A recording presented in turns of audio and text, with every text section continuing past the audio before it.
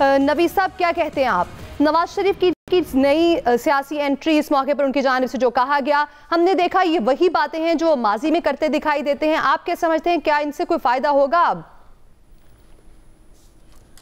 دیکھیں ایمن سوری کہ جو نواز شریف صاحب نے جو کہا، جو ایک بیانیہ تھا پی ایم ایل این کا جو 2024 کے الیکشن سے پہلے کا جو بیانیہ تھا، وہ ووٹ کو عزت دو کا بیانیہ تھا. اور اس میں کوئی شک نہیں ہے کہ نواز شریف صاحب ایک جیدار لیڈر کے طور پہ سامنے آئے تھے. جس طرح سے وہ طاقتور حلقوں کو للکار رہے تھے، جس طرح سے وہ نام لے کے اور جو ہے وہ جلسوں میں ان کو للکار رہے تھے، تو اس میں کوئی شک نہیں ہے کہ اس وقت نواز شریف صاحب کا جو ان کا سٹیچر تھا وہ کافی بڑھ گیا تھا، اور وہ بیانیہ جو ہے وہ کافی مقبول ہو رہا تھا. اس وقت نو ڈاؤٹ جو پی ٹی آئی تھی وہ تو کارنر ہوئی تھی، لیکن وہ بیانیہ چھوڑنا پڑا. یہ جو 2024 کے الیکشن میں جو نون لیگ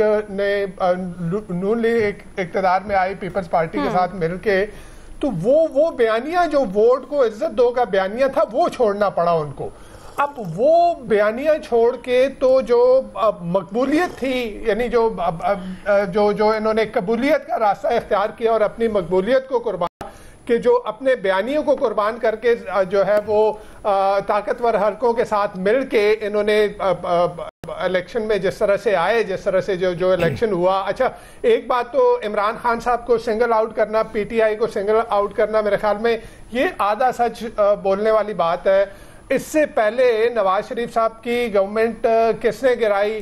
اگر یہ ان غیر جمہوری طاقتوں کی بات کرتے، اگر یہ وہ بات کرتے کہ کن غیر جمہوری طاقتوں نے جو ہے وہ منتخب وزیر اعظم کو سولی پہ چڑھایا، کن غیر جمہوری طاقتوں نے منتخب وزیر اعظم کو جو ہے اس کا تختہ الٹ کے اس کو جو ہے وہ جلاوطنی میں بھیجا، کس نے جو ہے منتخب گورنمنٹ جو تھی نواز شریف صاحب کی ان کو ختم کیا، کس نے منتخب وزیر اعظم کو جو ہے جیلوں میں ڈالا. اگر یہ بات کرتے نا تو یہ ان کے بیانیے کے ساتھ کنسسٹنٹ تھی. اب یہاں بات آ جاتی ہے کہ جی صرف عمران خان صاحب یا پی ٹی آئی یعنی جتنا بھی دور ہے، ہم نے اس دن بھی ذکر کیا تھا کہ جو آئی ایم ایف کی رپورٹ آئی ہے، آئی ایم ایف کی رپورٹ نے سسٹیمک کرپشن کی بات کی ہے. اس نے کسی 2 سال 3 سال کی بات نہیں کی. اور اس سسٹم میں کون رہا؟ یعنی 3 دفعہ نواز شریف صاحب خود اس سسٹم کا حصہ رہے، خود وہ 3 دفعہ جو ہے وزیر اعظم رہے. اس میں کوئی شک نہیں ہے کہ غیر جمہوری طاقتوں نے، اگر پاکستان میں جمہوریت کا تسلسل رہتا، اگر جمہوریت جو ہے وہ چلتی رہتی، تو شاید جو آج ہم سچویشن دیکھ رہے ہیں وہ سچویشن ایسی نہ ہوتی. نواز شریف صاحب جو ترقی کی بات کر رہے ہیں کہ جی یہ موجودہ گورنمنٹ جو ہے وہ ترقی کی منازل طے کر رہی ہیں، دوسری طرف وہ خود ہی یہ کہہ رہے ہیں کہ جی یہ گورنمنٹ تو کوئی اپنا فیصلہ خود لے ہی نہیں سکتی. تو ان کی باتوں میں یہاں بھی تضاد نظر آتا ہے. وہ کبھی جنرل مشرف کی بات کرتے ہیں اور پھر دوسری طرف وہ آ کے عمران خان صاحب اور پی ٹی آئی کی بات کرتے ہیں. یہاں پہ تضاد نظر آتا ہے. اگر آپ اپنے بیانیے پہ قائم ہیں، اگر آپ وہی کنسسٹنٹ پالیسی رکھ رہے ہیں، تو آپ جمہوریت کی بات کریں، غیر جمہوری قوتوں کی بات کریں، جن غیر جمہوری قوتوں نے پاکستان میں جمہوریت کو نہیں پنپنے دیا، جنہوں نے جو ہے وہ منتخب وزیر اعظموں کے ساتھ کیا کیا. تو آپ ان کی بات کریں تو آپ کا جو بیانیہ پہلے کا ووٹ کو عزت دو کا بیانیہ ہے، اس کے ساتھ کنسسٹنٹ ہوگا. دوسری یہ بات کہ جی جو کلچر پی ٹی آئی نے سیاست میں لے کے آئے، بڑی معذرت کے ساتھ یہ کلچر اس سے بہت پہلے، جب ہیلی کاپٹروں سے جو ہے تصویریں گرائی جاتی تھیں، جب پی ٹی آئی کے جو خواتین ارکان اسمبلی تھیں ان کے خلاف جس طرح کی زبان استعمال کی جاتی تھی، تو یہ کہنا سب کچھ اٹھا کے سنس ایک جماعت جو ہے وہ زیر عتاب ہے اس وقت، آپ سب کچھ سارا ملبہ اٹھا کے 76 برسوں کا ملبہ اٹھا کے اس جماعت پہ ڈال دیں، تو صرف یہ کہنا کہ سنس آپ لوگوں میں اپنی مقبولیت کھو چکے ہیں، آپ بات لے آئیں یہاں پہ کہ جی عمران خان صاحب کو لانے والے جو ہے وہ آپ خود بھی جو ہے آپ کی سیاست کس کی مرہون منت ہے، آپ جو ضیاء الحق کو، جنرل جیلانی کو، وہ باتیں جو ہے وہ تو عوام تو نہیں بولی نا.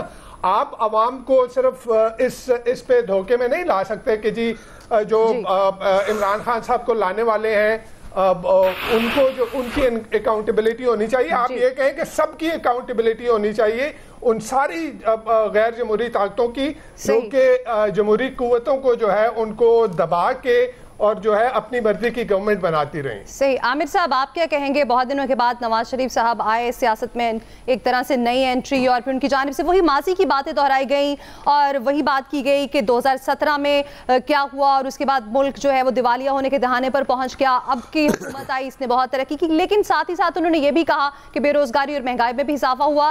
کیا بیانیہ ہے یہ؟ ہمیشہ وہ ماضی کی بات کرتے ہیں. نواز شریف جب وزیر اعظم تھے انہوں نے پاکستان کے مستقبل کو سنوارنے کی کوشش کی اور اس میں بڑی حد تک وہ کامیاب بھی رہے. دہشت گردی بھی ختم کی اور جو پاکستان کے اندر انرجی کرائسس تھا اس کو بھی ختم کیا. آئی ایم ایف کو خیر بات کہا تھا جس کا انہوں نے ذکر کیا. تو جب کوئی شخص جو خدمت کر رہا ہو ملک کی اور اسے اس وقت کی اسٹیبلشمنٹ ایک سیاسی جماعت یعنی پی ٹی آئی کو لانے کے لیے بے عزت کرنے کی کوشش کرے، پورے میڈیا کے اوپر لوگوں کو لگا کے پروگرامات کرائے جائیں، پاناما کے اوپر 4,500 پروگرام کرائے گئے اور وہ نیب کے والیوم 10 میں موجود ہیں، اس کی ساری لسٹ اور ان کے نام کہ کون کیا کردار ادا کر رہا تھا. تو اس شخص کو یہ رائٹ بنتا ہے کہ وہ جب گنوائے گا تو ماضی کے ساتھ گنوائے گا، وہ آگے کی بات کرے گا. وہ دکھ اور تکلیف کا احساس ہو سکتا ہے مجھے کہ بھئی کیوں بول رہے ہیں. جب وہ نہیں بولتے تھے تو دکھ یہ تھا کہ جی دیکھیں وہ چپ لگ گئی ہے، وہ تو بول نہیں رہے. وہ مریم کے ساتھ بھی نہیں ہے، وہ شہباز شریف کے ساتھ بھی نہیں ہے، اور وہ دونوں اپنے چھوٹے بھائی کے ساتھ بھی کھڑے ہیں، اپنی بیٹی کے ساتھ بھی کھڑے ہیں. اور مسلسل شہباز شریف جب بات ہوتی ہے، کوئی بڑا ڈیسیژن ہوتا ہے، وہ کہتے ہیں میں اپنے بڑے بھائی سے پوچھ کے کرتا ہوں.